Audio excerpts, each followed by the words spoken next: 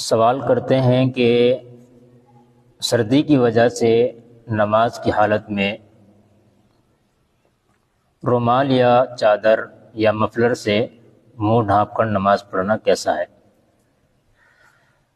جواباً عرض ہے کہ فقہائے کرام نے شرعی مجبوری کی وجہ سے، جیسا کہ ابھی پیچھے گزرا کورونا یا کوئی اور بیماری کہ جس میں اپنے منہ کو چھپانا ضروری سمجھا جاتا ہو،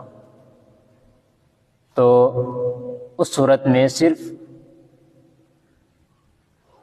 منہ ڈھکنے کی اور منہ کو چھپانے کی اجازت ہے، جبکہ صرف سردی وغیرہ کی وجہ سے اپنے منہ کو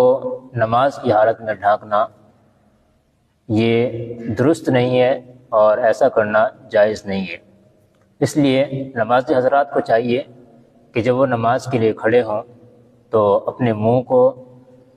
چادر سے یا مفلر سے یا کوئی اور چیز جو اوڑھ رکھی ہو اس سے اپنے منہ کو نہ ڈھانکے، بلکہ اپنے منہ کو کھول کر کے نماز پڑھے۔ یہی جائز اور درست طریقہ ہے اور اس میں انشاءاللہ ثواب بھی زیادہ ہوگا۔ صرف سردی کی وجہ سے ایسا کرنا درست نہیں ہے۔